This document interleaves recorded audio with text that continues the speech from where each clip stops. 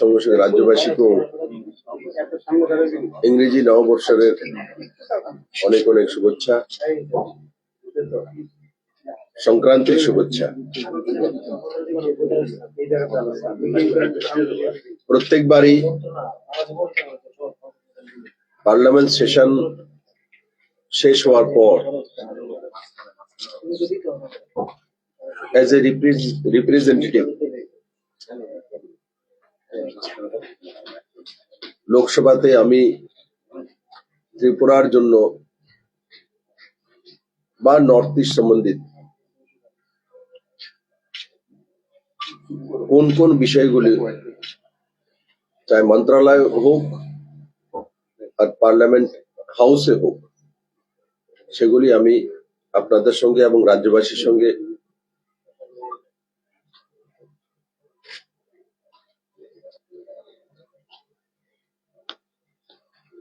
একত্রীকরণ করি এবং রাজ্যবাসীর অবগতির জন্য আপনাদের মাধ্যমে তা প্রস্তুত করি। গত যে লোকসভা সেশন সেটা 1 থেকে 19 ডিসেম্বর পর্যন্ত হয়েছে।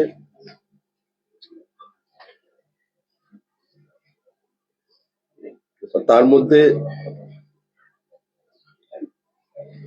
আমি টোটাল 56টি কোশ্চেন, 56 কোশ্চেন রেজিস্ট করেছিলাম, আর তার মধ্যে 11টি কোশ্চেন অ্যাকসেপ্ট হয়েছে, একটি স্টার্ট কোশ্চেন আর বাকি 10টি আনস্টার্ট কোশ্চেন। কোশ্চেনগুলির ডিটেলস আপনাদের কাছে আমি ফোল্ডারে করে দিয়ে দিচ্ছি, কিন্তু সাবজেক্টগুলি আমি বলে দেবো যে কোন কোন বিষয়ের উপর আমি পার্লামেন্টে কোশ্চেনগুলি করেছি। জনসুরক্ষা স্কিমের উপরে করেছি, research and development in renewable energy technologies তার উপরে করেছি, contribution of coal mines and local development তার উপর করেছি, industrial training institution skills, global artificial intelligence hub,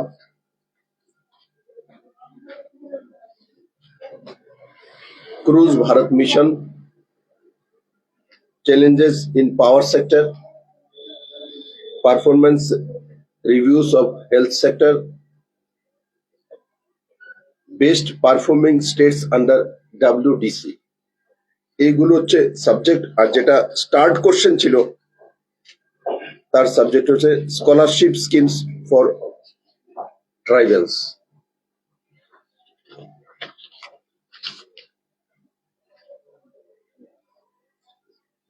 আমি এমপি হিসাবে প্রতি বছর 5 কোটি টাকা এমপি লেড ফান্ডের জন্য ভারত সরকার আমাদেরকে দিয়ে থাকেন। আমি প্রায় 1.5 বছর রাজ্যসভার এমপি ছিলাম, এখন প্রায় 1.5 বছর হচ্ছে লোকসভার এমপি। তো দুইটা মিলিয়ে প্রায় 3 বছর। তো 3 বছর মানে প্রায় 15 কোটি টাকা বরাদ্দ হয়েছে।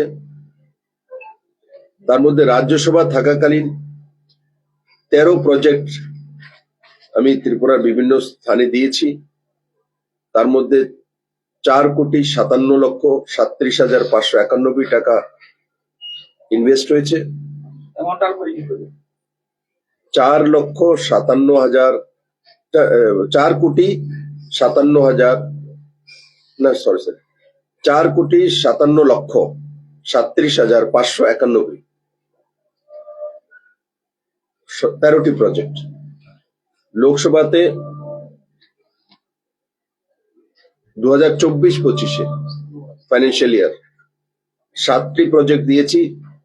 তার মধ্যে 3,44,49,200 268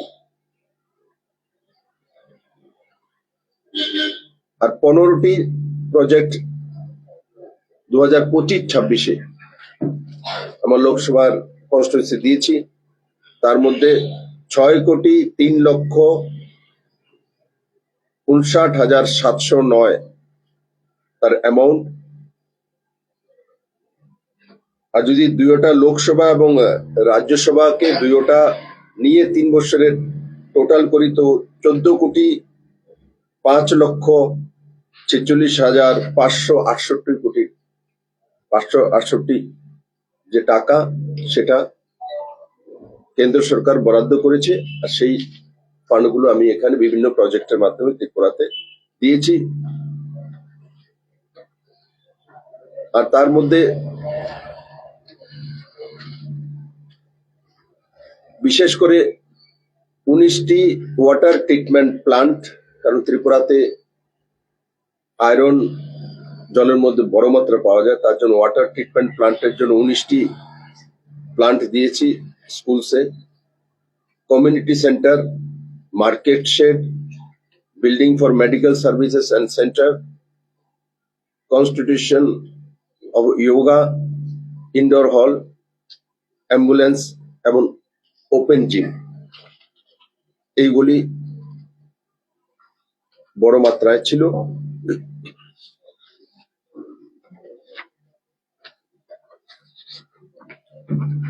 ফাইন্যান্সিয়াল অ্যাসিস্ট্যান্স যেটা প্রাইম মিনিস্টার রিলিফ ফান্ড থেকে ত্রিপুরাবাসীকে দেওয়ার ব্যবস্থা মাননীয় প্রধানমন্ত্রীজি করেন। আমি এই পর্যন্ত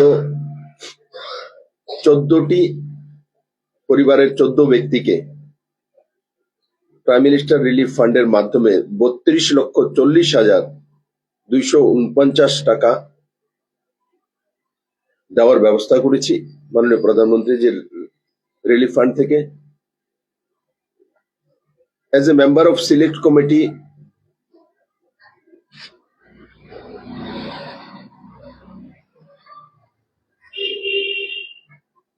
তার জন্য আমি একটা পার্লামেন্টের রিপোর্ট রেকর্ড করেছি।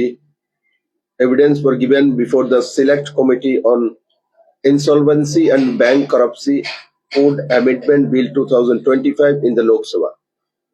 এটা হচ্ছে ব্যাংকরাপসি কোডের অ্যামেন্ডমেন্ট বিল, যেটা ঐতিহাসিক পরিবর্তন আনবে। এমনিতে তার বিষয়ে হয়তো পত্রপত্রিকা বেশি লেখা হয় না, কিন্তু প্রত্যেকটি মানুষ তার সঙ্গে কোনো না কোনো ভাবে জড়িত থাকে, মানে অনেক ইম্পর্টেন্ট বিল। তার জন্য মাননীয় প্রধানমন্ত্রী নরেন্দ্র মোদীকে আমি ধন্যবাদ দেব যে এমন একটা বিল এনেছে যে ব্যাংকরাপসি যখন হয়, কেউ লোন নিয়ে এনপিএ দিতে পারেনি, কোনো বড় বিল্ডার নিয়ে নিল, কোনো কন্ট্রাক্টর নিয়ে নিল, কোনো ব্যক্তি হাউসের জন্য নিয়ে নিল, তারপর তার যে মানে আইনি গ্যারাকল, তো সেটা থেকে বেরিয়ে আস্তে আস্তে মানুষ কোনোদিন সে টাকাও ফেরত পায় না। আর কোনো ব্যাংক মনে করলেন যে একটা ব্যাংক করাপ্ট হয়ে গেল, তো তাকে টেক ওভার করার জন্য যে পুরনো ব্যবস্থা ছিল তার মধ্যে অনেক সময় লেগে যায়। এখন তার মাধ্যমে সহজতর করে, যাতে কোনো কোম্পানি ব্যাংকরাপ্ট হয়ে গেছে অন্য কেউ টেক ওভার করতে পারে খুব তাড়াতাড়ি, তার ব্যবস্থা করেছে। তার কারণে কেউ যদি কোনো জায়গাতে ইনভেস্ট করে, কোনো ব্যাংকে টাকা রেখেছে, সেগুলো মানুষ আগে পেতে পেতে হয়তো পেতই না, বা 10 বছর 20 বছর পরে তার কোনো একটা কিছু হতো। কিন্তু এখন এই বিল পাস করার, এই বিলটা যখন পাস হয়ে যাবে, তখন তার মধ্যে মানুষের লোন হোক, তারপরে অন্য যে ব্যবস্থা, তার মধ্যে বড় মাত্রায় রিলিফ হবে।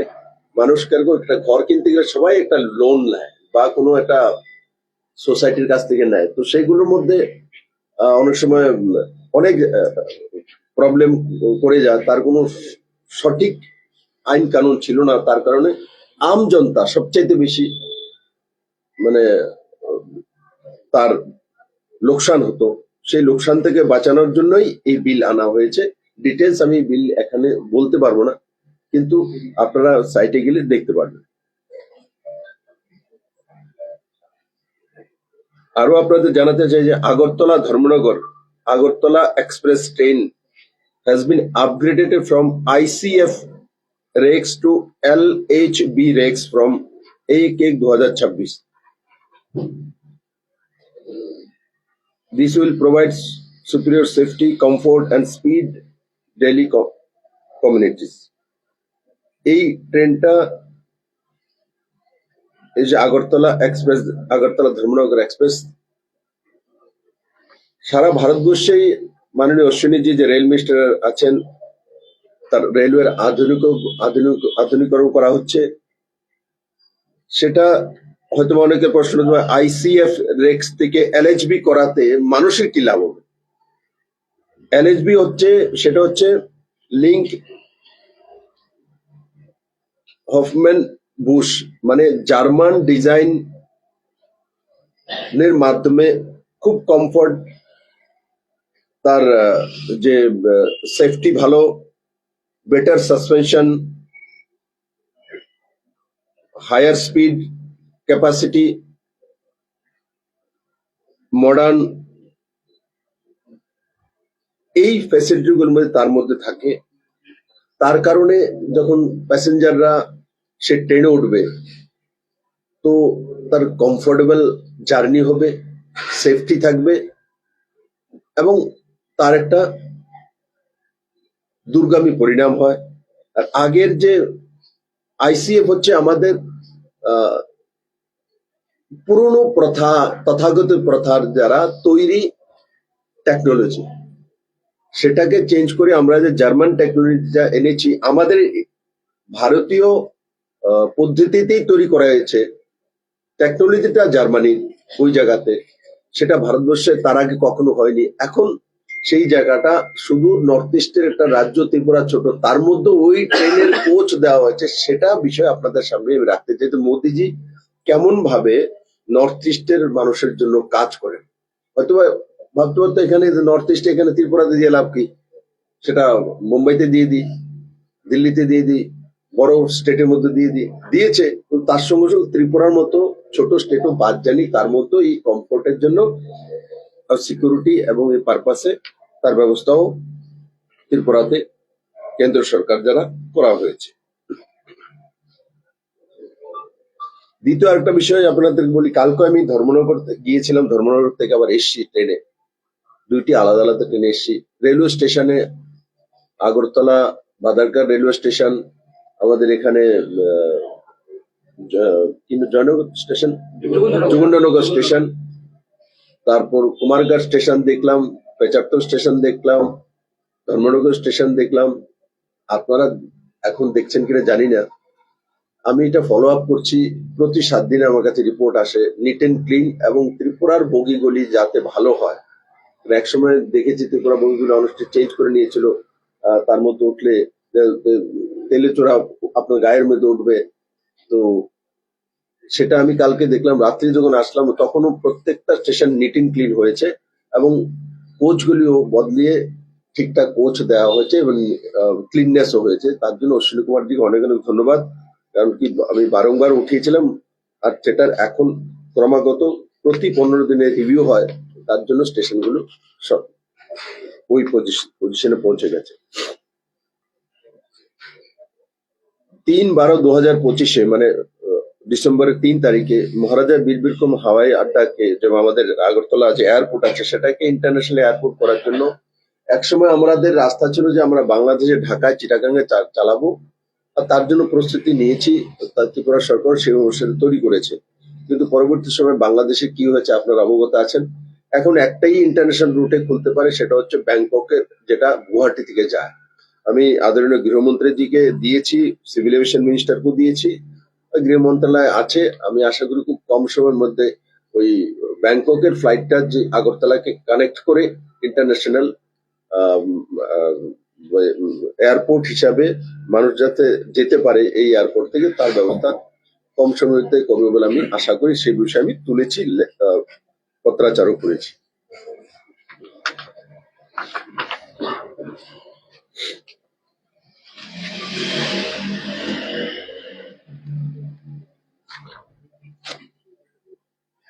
তাছাড়া 9 এপ্রিল 2025 0 আওয়ারে আমি ত্রিপুরার রোড কানেক্টিভিটি, ইনফিরিয়র রোড এবং যারা কন্ট্রাক্টর আছে কাজ করছেন তাদের উপরে নিগরানি করা, তাদেরকে পানিশমেন্ট দেওয়া, তাদেরকে ডিসকোয়ালিফাই করা, তার মধ্যে ডিটেইলস আমি তুলেছিলাম।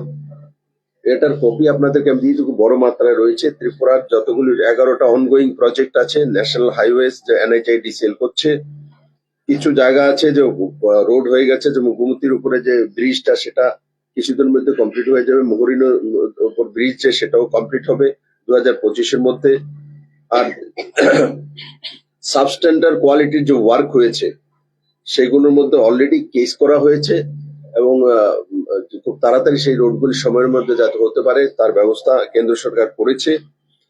L1 কে দিয়ে যখন টেন্ডার গুলো দেওয়া হয়েছে, আমি অবজেকশন তুলেছিলাম যে L1 করে দেওয়ার কারণে যে এটা একটা প্রসেস ঠিক আছে, কিন্তু কোয়ালিটি মেনটেন করছে না। কেন কি যে বিডিং প্রাইস যে আছে, বিডিং প্রাইস থেকে অনেক নিচে গিয়ে টেন্ডার করছে। টেন্ডার করে ত্রিপুরাতে যখন কাজ করার জন্য এরা আসে, তখন এসে দেখে যে এখানে প্রচুর বৃষ্টি হয়, এখানে এই সেই, তো কাজগুলো খারাপ করে বা দেরি করে আর বাহানা তৈরি করে। তার জন্য আমি বলেছি যে কোয়ালিটি অফ ওয়ার্ক যে দিতে পারে তাদেরকে, এদেরকে ডিসকোয়ালিফাই করে এদেরকে সরিয়ে অন্য কাউকে সেকেন্ড বিডার বা থার্ড বিডার, ফিফথ বিডার এদেরকে নিয়ে আসুন। এবং কেন্দ্র সরকার এবং মন্ত্রীজি সেই উপরে পদক্ষেপ নিয়েছেন, আমাকে ডিটেল দিয়েছে, আমি আপনাদেরকে কপি দিয়ে দেবো। আর ন্যাশনাল হাইওয়ে যতগুলি NHIDCL এর কাজ ভালো হোক খারাপ হোক যাই হয়েছে সবগুলোকে রিভিউ করা হয়েছে এবং সবগুলোর মধ্যে যার মধ্যে যেই কমি পাওয়া গেছে আমার কাছে রিপোর্ট এসছে, এই কপিটা আপনাদের কাছে আমি দিয়ে দেবো। কেন্দ্র সরকার স্ট্রিক্টলি তার মধ্যে কাজ করছে যাতে প্রত্যেকটা প্রজেক্ট সময়ের মধ্যে শেষ হতে পারে।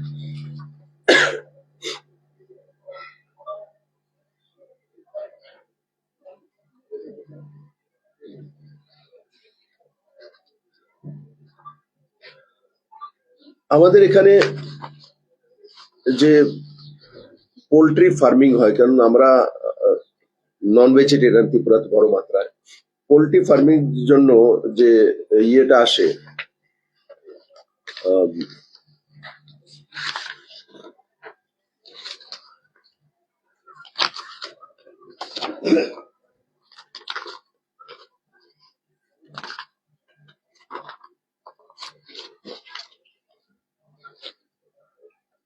পোল্ট্রি ফার্মিং এর জন্য যে যেটাকে বলে ফিড না,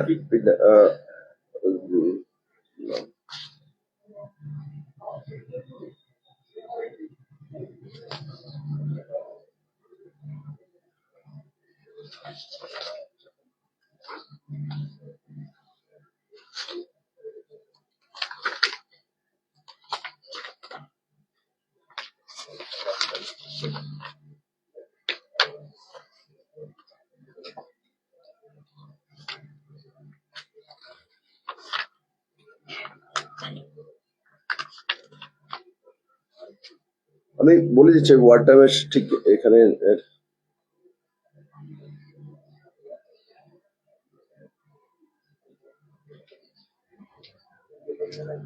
যে উড়িষ্যা থেকে পোল্ট্রি ফার্মিং এর যে পোল্ট্রির যে মোরগটা বড় হয় তার ছানাটাতে নিয়ে আসে, এটা উড়িষ্যা থেকে আসে। বড় মাত্রায় ত্রিপুরাতে তার বিজনেস হয়, মানুষের প্রয়োজনও হয়। এমনিতে সাধারণ মানুষ বুঝতে পারে এটা কিভাবে আসে। সেটা উড়িষ্যা থেকে এখানে আসে। আসার পর এয়ার ইন্ডিয়ার ফ্লাইটে অক্সিজেন সিলিন্ডারের সঙ্গে সেগুলো আসতে হয়। মাঝখানে সেগুলোকে বন্ধ করে দেওয়া হয়েছে, যার কারণে বাই রুটে যদি নিয়ে আসতে হয় তো বড় মাত্রায় তার ক্ষতিগ্রস্ত হয়, তার রেট বাড়ে, তাতে ত্রিপুরার মানুষের উপর এফেক্ট হয়। হয়তো বা এমনিতে আপনি বুঝতে পারবেন না, তার রেট বেড়ে যাবে, মাংসের রেট বেড়ে যাবে, ডিমের রেট বেড়ে যাচ্ছে। তার জন্য আমি যে মন্ত্রী সিভিল এভিয়েশন মিনিস্টারকে পত্রাচার করেছি 1/9/2025-এ। তার মধ্যে যে আগরতলা কলকাতা যে রোড আছে, উড়িষ্যা থেকে ট্রান্সপোর্টেড করে Agartala airport via Kolkata oxygen air cargo of air India, তো সেটা আসতেও সেটা বন্ধ হয়ে গেছে। সেটা পুনরায় চালু করার জন্য আমি দিয়েছি, তাতে ত্রিপুরার মানুষের উপকার হবে।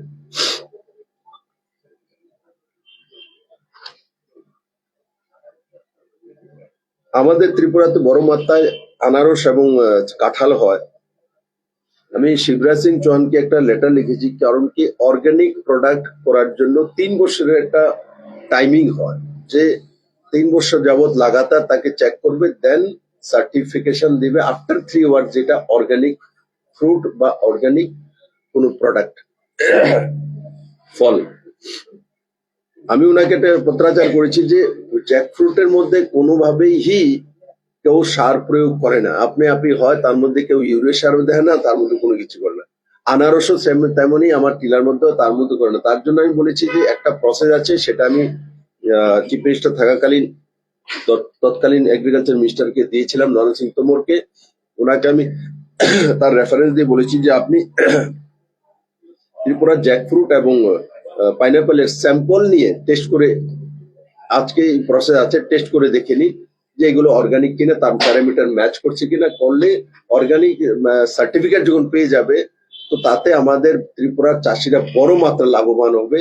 যেই জ্যাকফ্রুট হয়তো বা 100 টাকা বিক্রি হচ্ছে, সেটা 400-500 টাকা বিক্রি হবে, পাইনাপেলেরও সেটাই হবে। সেই বিষয়ে কেন্দ্র সরকারকে আমি পত্রাচার করেছি, তার প্রসেস চলছে।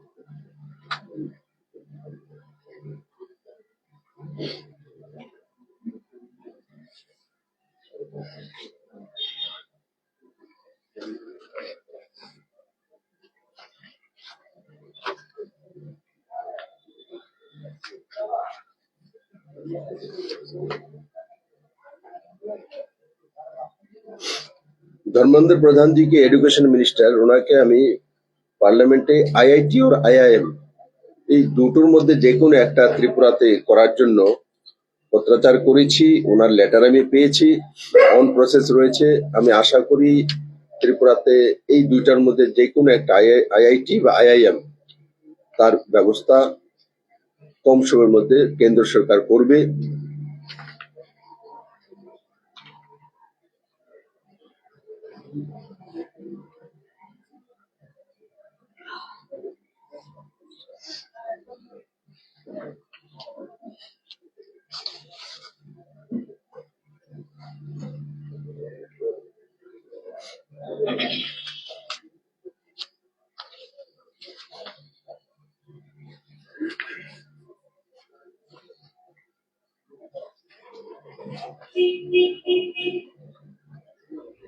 তিনটা রূপের জন্য আমি 21/12/2023 তিনটা রূপে তৈরি করার জন্য, একটা হচ্ছে Maharani Chhabimura Udaipur railway station to Matarbari, তিনটা রূপে করার জন্য আমি কেন্দ্র সরকারকে পত্রাচার করেছিলাম। তখন কেন্দ্র সরকার থেকে একটা টিম ত্রিপুরাতে এসেছিল। তো এই তিনোটার বিষয়ে নন ভাইবল না এমন একটা রিপোর্ট তৈরি করেছে ত্রিপুরা সরকারের, যে কিছু অফিসারের কাছ থেকে এই ধরনের ডেটা চলে গেছিল।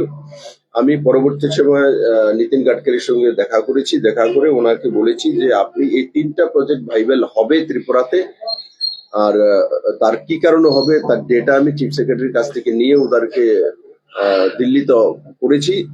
তো এই যে তিনটা প্রজেক্ট বললাম, সেটা হয়তোবা এই বাজেটের মধ্যে, এখন যে বাজেট পেশ হবে তার মধ্যে আসবে। তো তাতে হয়তোবা তিনোটা প্রজেক্ট মিলিয়ে হয়তো 600 কোটি টাকার কাছাকাছি।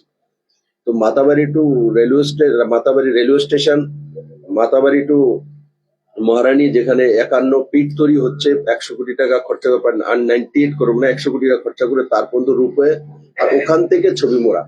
তো এই তিনটা রূপের জন্য প্রস্তাব করেছি, এবং যে চেয়ারম্যান আছেন তার আমার কাছে এসেছিলেন, আমার বাড়িতে দিল্লিতে মিটিং হয়েছে, উনি এগ্রিড হয়েছেন এবং ফাইল চালিয়েছেন। আমি আশা করি এই বাজেটে হয়তোবা এই তিনটা রূপে স্যাংশন হয়ে গেলে ত্রিপুরাতে বড় মাত্রায় ট্যুরিজমে এবং মানুষের রোজগার হবে। আর যেটা প্রশ্ন ছিল যে ফুটবল নেই, তো এমন একটা রিপোর্ট চলে গেছিল যে মাতাবাড়িতে 500,000 মানুষের ফুটবল, মাতাবাড়িতে অ্যাভারেজ ফুটবল আপনারা সবাই জানেন 10,000, 10,000। তো এই ধরনের রিপোর্ট ওইভাবে তৈরি করা হয়েছিল, কিন্তু সেগুলিকে চিফ সেক্রেটারির দিকে ঠিকঠাক করে আমি আবার পাঠিয়েছি এবং আশা করি এগুলো হলে বড় মাত্রায় ত্রিপুরার ছেলেমেয়েরা রোজগার পাবে এবং এন্টারটেনমেন্ট তো হবেই, তার সঙ্গে সঙ্গে মাতাবাড়িতে যে আমাদের শ্রদ্ধার জায়গাটা সেটাতে যাওয়ার একটা সুন্দর সুযোগ হবে রূপের মাধ্যমে।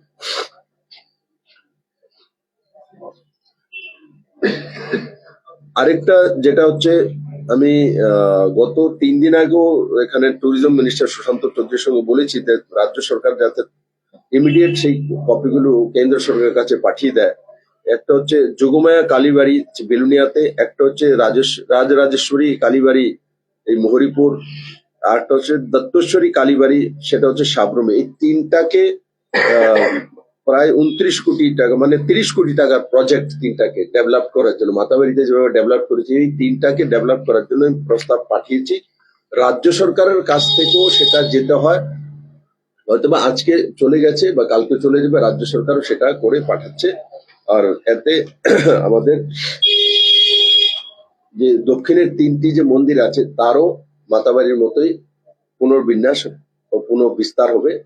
আর তাতে স্পিরিচুয়াল ট্যুরিজমের সঙ্গে সঙ্গে আমাদের যে আস্থার যে স্থানগুলো তার ডেভেলপমেন্ট হবে সেই দিশাতে এই কাজগুলি আমি গত ডিসেম্বরের 1 থেকে 19 তারিখ, তার মানে 19 দিনের মধ্যে এই কাজগুলি আমি করেছি। আর আপনাদের মাধ্যমে ত্রিপুরার জনতার কাছে সেগুলো পৌঁছে দেওয়া, তাদের সামনে রাখা, এটা আমার কর্তব্য, প্রত্যেকবার করি, তার জন্য এবারে করছি। আগামী সেশন আমাদের শুরু হবে বাজেট সেশন, সেটা 28 তারিখ থেকে শুরু হবে। আর আগামী সেশনের পরে তারপরে দেখা যাক, এখন তো পশ্চিমবঙ্গে সময় দিতে হয় বেশি, তো তখন বসবো, পশ্চিমবঙ্গের রেজাল্টও শুনবেন আর আগামী সেশনও দেখবেন। ধন্যবাদ। কিছু যদি বলার থাকে আমাকে জিজ্ঞাসা করতে পারেন। পশ্চিমবঙ্গে বিজেপি কি আশাবাদী? কে জিজ্ঞাসা করেছে? আপনার কি মনে হয়? স্যার আপনি তো ঘুরছেন, দেখছেন, আপনি কি আশাবাদী করেন? আপনি বিজেপিকে পশ্চিমবঙ্গে কি ফিরিয়ে আনতে পারবেন কি? বিজেপি কেন, পশ্চিমবঙ্গের মানুষ, পশ্চিমবঙ্গের ঐতিহ্য, পশ্চিমবঙ্গের যে ইকোনমি, পশ্চিমবঙ্গের মান সম্মান ইজ্জত ফিরিয়ে আনে। পশ্চিমবঙ্গের কোনো কিছু আর মমতা ব্যানার্জি আর কমিউনিস্ট রাখেননি, সব বিক্রি করে রাখিয়েছে। তার জন্য পশ্চিমবঙ্গের মানুষ তৈরি হয়ে বসে আছে। ইলেকশনের দিনক্ষণ সময়টা আসলেই মানুষ রাস্তায় নামবে। মানুষ, পশ্চিমবঙ্গের মানুষ তার অধিকার চাইবে, কারণ পশ্চিমবঙ্গ এমন একটা জায়গা যেই প্রদেশটা ভারতের ইকোনমিতে 1953 আগে মোটামুটি 25 থেকে 30% রেভিনিউ দিত। ভারতবর্ষের ইকোনমি মানে 70% পুরো দেশের রাজ্যগুলো পশ্চিমবঙ্গ একা দিত, তো এখন সেটা দাঁড়িয়েছে সিঙ্গেল ডিজিটে। কার জন্য হয়েছে? কমিউনিস্টের জন্য, মমতা বন্দ্যোপাধ্যায়ের জন্য, ওনার ভাইপোর জন্য হয়েছে। এরা শুধু ব্যক্তিগত রোজগার ছাড়া, পশ্চিমবঙ্গে এখনো সেই ব্যবস্থা রয়েছে, কিন্তু এরা কোনোদিন গভর্নমেন্ট রেভিনিউ ইনকামের দিকে নজর দেয় না। সিস্টেমেটিক্যালি যদি সেই ইনকামটা হয় তো গভর্নমেন্ট রেভিনিউ হয়, গভর্নমেন্ট রেভিনিউ যখন বাড়ে তখন স্টেট বাজেট হয়। পশ্চিমবঙ্গে ভারতবর্ষের মধ্যে সবচেয়ে বেশি প্রতি ব্যক্তি ঋণ। একটা বাচ্চা শিশুদের পশ্চিমবঙ্গে এখন জন্মগ্রহণ করে তার উপর 77,000 টাকা ঋণ। পার ক্যাপিটা ইনকাম পশ্চিমবঙ্গের মধ্যে, দেশ যখন স্বাধীন হয়েছিল দেশের যে অ্যাভারেজ পার ক্যাপিটা ইনকাম ছিল তার 1.5 গুণা ছিল পশ্চিমবঙ্গের মধ্যে। আজকে 2025, আজকে দেশের পার ক্যাপিটা ইনকাম 2,25,000, 2,52,000 কাছাকাছি দেশের পার ক্যাপিটা ইনকাম, আর পশ্চিমবঙ্গের হচ্ছে 1,29,000। কোথায় গিয়ে দাঁড়িয়েছে? 36 নম্বরে পৌঁছে গেছে। আর পশ্চিমবঙ্গের ওভারঅল যে ডেভেলপমেন্টের তার যেই প্যারামিটার হওয়া উচিত, পশ্চিমবঙ্গ থেকে এই পর্যন্ত প্রায় 7,000 ছোট বড় কারখানা ইন্ডাস্ট্রি পশ্চিমবঙ্গ ছেড়ে চলে গেছে ওনাদের নীতির কারণে, ওনাদের কাটমানির কারণে, ওনাদের অত্যাচারের কারণে। তার জন্যই বললাম যে পশ্চিমবঙ্গেতে বিজেপি 2021-এ বিজেপি ইলেকশন লড়েছিল জনতা সাথ দিয়েছে। This is the narrative. Now জনতা লড়ছে, বিজেপি সাথ দিচ্ছে, এটা হচ্ছে ডিফারেন্স। ত্রিপুরা এবং পশ্চিমবঙ্গে দুই ক্ষেত্রেই পরিবর্তনের ক্ষেত্রে ত্রিপুরাতে আপনি সাকসেস হয়েছেন, পশ্চিমবঙ্গে এখনো লড়াই চলছে। কোন ফিল্ডটা বেশি কঠিন বলে মনে হচ্ছে আপনার? দেখুন, কঠিন শব্দটা আমি আমার জীবনে আমি বিশ্বাস করি না। কঠিন কোনো শব্দই নেই। কঠিন মনে হয় এই শব্দটা ডিকশনারিতে না থাকাই মানুষের জীবনের জন্য সবচেয়ে বড় উপহার। না, আমি সবসময় দেখতেন ত্রিপুরাতে আমি ক্যাম্পেনিং করার সময় বলতাম যে নাকারাত্মক শব্দগুলি জীবনে না থাকাই ভালো। দেশে এখানে ত্রিপুরাতে বলতো দিচ্ছে না, করছে না, হতে দেব না, ভেঙে দেব, গুড়িয়ে দেব, কেন্দ্র বঞ্চনা, এই যে শব্দগুলো আমি একসময় বলতাম, আমার ভাষণ তুলে নিয়ে নেব, এই শব্দগুলো থেকে যে মুক্তি পাবে সেই জীবনে সাকসেস হয়ে যাবে। আর এই শব্দগুলো যতবার উচ্চারণ করবো তত বেশি তোমার জীবনে অন্ধকার আসবে। তো সেই কারণে আমি আপনাকে বলবো যে কঠিন শব্দ ডিকশনারিতে না রাখা উচিত। দুনিয়াতে কঠিন কোনো শব্দই নেই। আপনার ইচ্ছা শক্তির উপর নির্ভর করে আপনি এটা করতে চাচ্ছেন বা করছেন বা করতে পারবেন বা সাকসেস হবেন। তো নরেন্দ্র ভাই মোদীর ডিকশনারিতে কঠিন কোনো শব্দ নেই। যে ব্যক্তি রাম মন্দির তৈরি করতে পারে, যে ব্যক্তি 370 আর্টিকেল সরাতে পারে, যে আর্টিকেল 35 সরাতে পারে, যে অপারেশন সিন্দুর করতে পারে, যে সার্জিক্যাল স্ট্রাইক করতে পারে, যে 3 তালাক উঠাতে পারে, যে ভারতের ইকোনমিকে 5 মানে দুনিয়ার 5ম ইকোনমিতে নিয়ে যেতে পারে, যে আমেরিকান রক্তচক্ষুর থাকার পরও পাকিস্তানকে সবক শেখাতে জানে, তো স্বাভাবিকভাবে ভারতীয় জনতা পার্টির ডিকশনারিতে বা নরেন্দ্র ভাই মোদী বা অমিত শাহ ডিকশনারিতে কঠিন কোনো শব্দ নেই। তো পশ্চিমবঙ্গের এপ্রিলে হয়তো বা ইলেকশন হবে দিনক্ষণ হিসাবে, নিশ্চিত জনতা এবার মমতা বন্দ্যোপাধ্যায়কে তার রাস্তা দেখাবে। আর এমনি তো উনি পশ্চিমবঙ্গের মানুষের জন্য কোনো কিছু করেননি। উনি মা মাটি মানসিকতা বলতেন। উনি সমস্ত মায়েদেরকে লেলিয়ে দিয়েছেন। মায়েদেরকে বলছেন 7টার পরে না বেরো, কারণ সব রেপিস্টরা ঘুরে বেড়ায়, তো তোমরা 7টার পর না বেরো। তো আমি আপনাদের সামনে বলি যে মমতা ব্যানার্জিকে যদি মমতা ব্যানার্জি মা বলতেন, মা তুই রাত্র 7টার পরে বেরোবি না, যা মমতা ব্যানার্জি কোনোদিন মুখ্যমন্ত্রী হতে পারতেন? তো বাংলার মতো প্রগতিশীল রাজ্যের মধ্যে বলে মেয়েরা 7টার পর না বেরোলো, তো কত বড় অপদত্তা তার কাজ, কি মানসিকতা ওনার হয়ে গেছে। তো মা মাটি মানুষের মাকেও তো উনি সর্বনাশ করেছেন।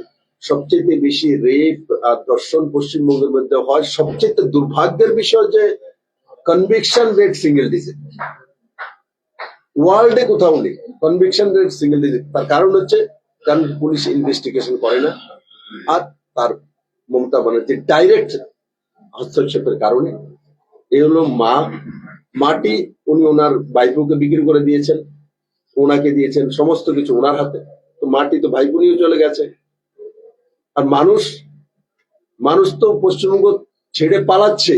1.5 কোটি নজওয়ান যে সময় একসময় ছিল ভারতবর্ষের থেকে রোজগার করার জন্য মানুষ কলকাতাতে যেত, এখন কলকাতা থেকে ছেলে মেয়ে পালিয়ে 1.5 কোটি ছেলে মেয়ে বাড়িঘর ছেড়ে রোজগারের সামান্য ভাত খাওয়ার জন্য, ভাত ডাল খাওয়ার জন্য ভারতবর্ষের বিভিন্ন প্রান্তে ছোট ছোট চাকরি করে 10,000 15,000 টাকা, যেটা বাংলার ইতিহাস কোনোদিন ছিলই না। এই হচ্ছে পশ্চিমবঙ্গের অবস্থা। আপনারা নিশ্চিত থাকবেন মানুষ জবাব দেবে।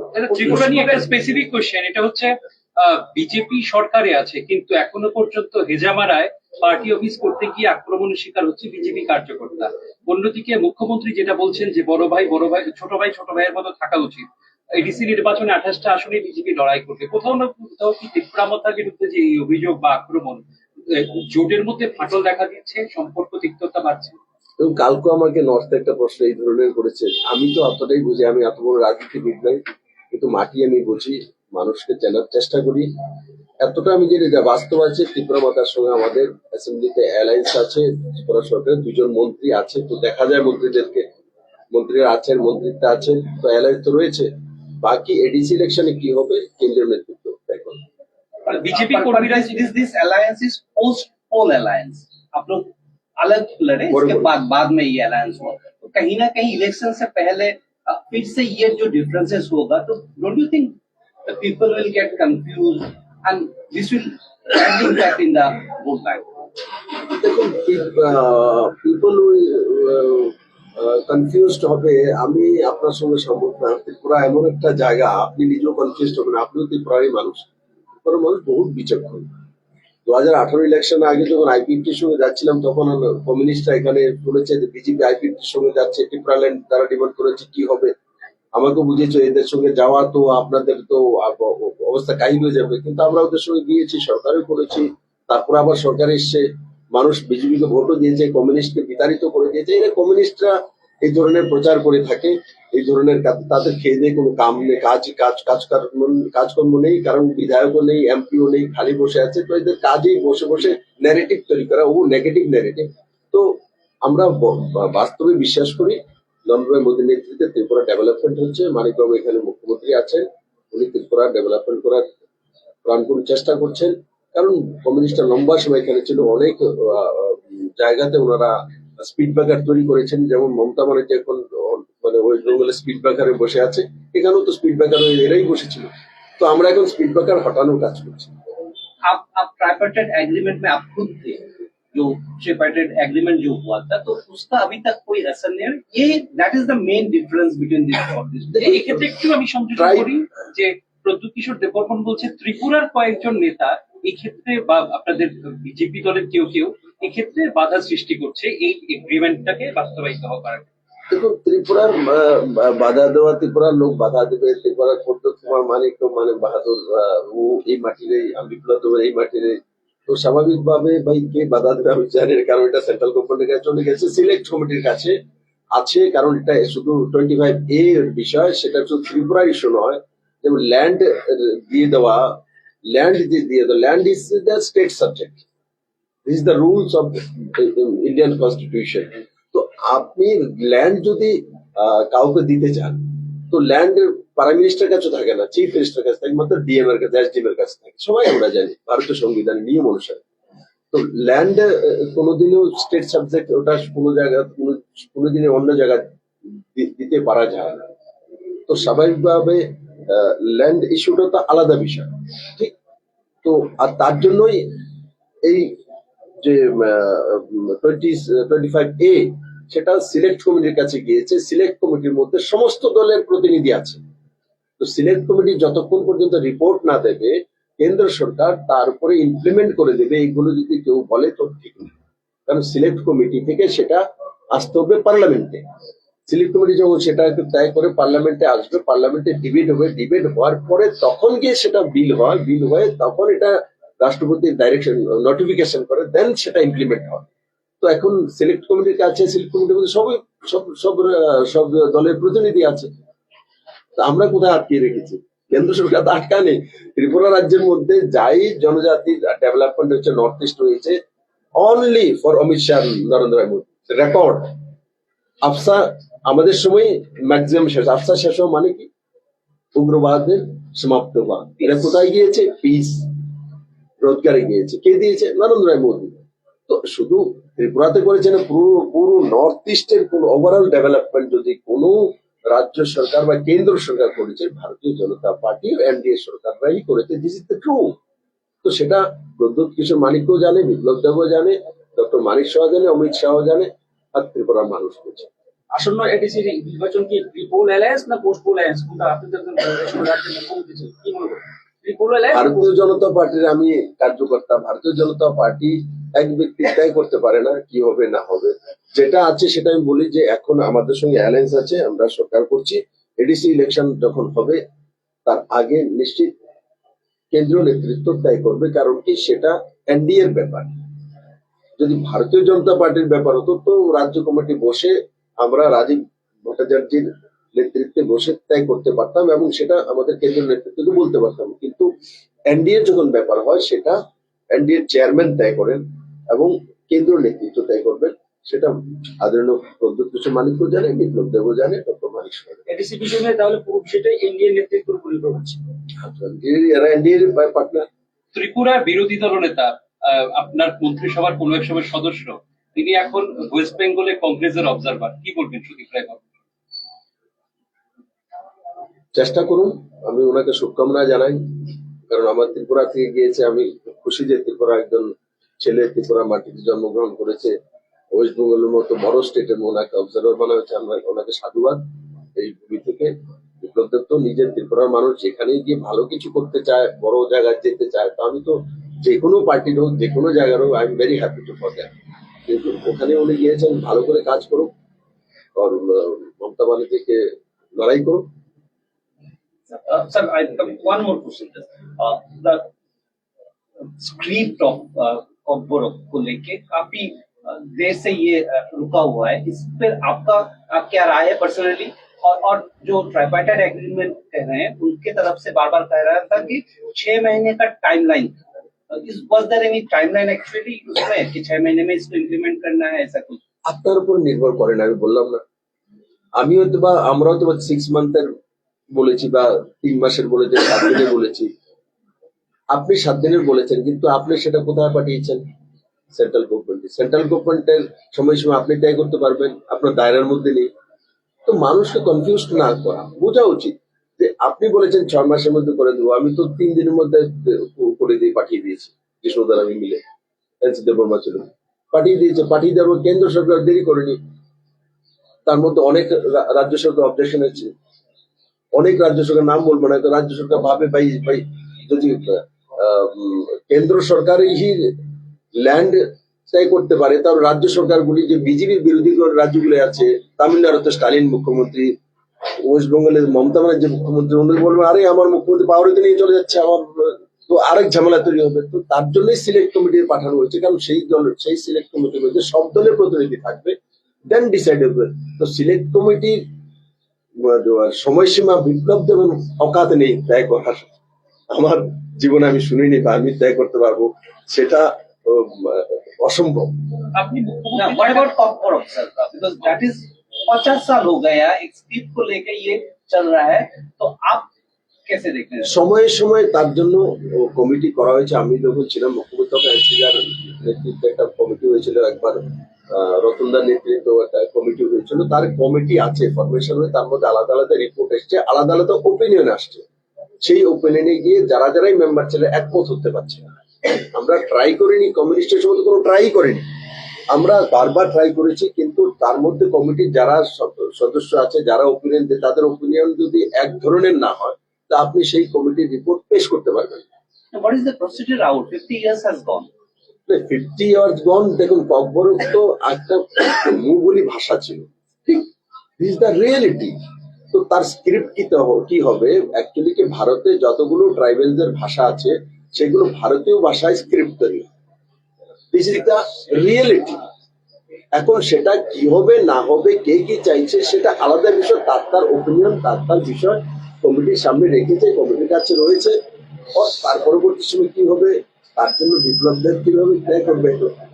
আপনি মুখ্যমন্ত্রী থাকাকালীন রোপওয়ের যে ইনিশিয়েটিভ নিয়েছিলেন, তারপর আপনি বলছেন যে একটা রিপোর্ট গেছে যে কারণে রোপওয়ের কাজটা থমকে গেছে। কারা প্রশাসনে এরকম রিপোর্ট পাঠাচ্ছে যারা আছে? আমি সেগুলো চিফ সেক্রেটারিকে দিয়েছি, মানে কারা এই ধরনের করেছে। কিছু কিছু অফিসার আছে ইন্টেনশনালি বিনা দেখে কিভাবে রিপোর্টটা পাঠিয়ে দিল। যেখানে ত্রিপুরা থেকে আমি চিফ মিনিস্টার ছিলাম, আমি মেম্বার অফ পার্লামেন্ট, আমি লিখছি, আমরা চাইছি, আমার মন্ত্রী চাইছে, চিফ মিনিস্টার চাইছে, ওর এমন একটা রিপোর্ট দিয়েছে যে রিপোর্টটা দেখে আমার মাথায় রবে, মাতাবাড়িতে 500-1000 ফুটবল এখানে লোক যাবে না। আপনিও তো মাতাবাড়ির লোক, কি মাতাবাড়ি রেলওয়ে স্টেশন থেকে রূপটা হলে সেখানে লিখেছে 5 জন পর্যন্ত লোক পাওয়া যাবে। আরে ত্রিপুরার মানুষকে আমি চিনি, দরকার হলে গাছের ফল, নারকেল বিক্রি করে, ফল বিক্রি করে গিয়ে রূপতে উঠে মাতাবাড়িতে যাবে লোকাল লোকেরাই। আমি তো ত্রিপুরার ছেলে, আমি জানি। তো এই ধরনের একটা রিপোর্ট গিয়েছিল, তার জন্য আমি চিফ সেক্রেটারিকে বলেছি এবং সেটা ঠিকঠাক করে পাঠিয়েছে এবং আশা করি সেটা হয়ে যাবে। What is the total cost around project cost? আমি তো টেন্টেটিভ, আমাকে ওই সময় চ্যানেল বলেছে স্যার এখানে 500-600 কোটি টাকা কাছাকাছি লাগবে, যদি আপনার দরকার পড়ে আপনি একবার গাডকারি স্যারকে বলবেন, কারণ অ্যামাউন্টটা ছোট স্টেট হিসেবে বড়, কিন্তু বড় স্টেটের জন্য কোনো কিছু না, আপনি বললে হয়তো বা দিয়ে দেবে, তো করে নেবে আমার আশা। আগামী বাজেটে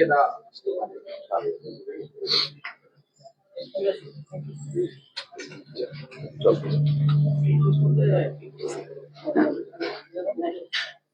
স্যার ফিক্স পেটা নিয়ে কি কিছু বলবেন? নাও ফিক্স পেটা যে এখন কোর্টে একটা অর্ডার হয়েছে, would you like to say something on that? কোর্টের অর্ডার উপরে আমাকে কিছু বলা আমার মনে হয় ঠিক হলো। একটা তো হাইকোর্ট অর্ডার দিয়েছে, আমি শুনেছি, আমি অর্ডার তো দেখিনি।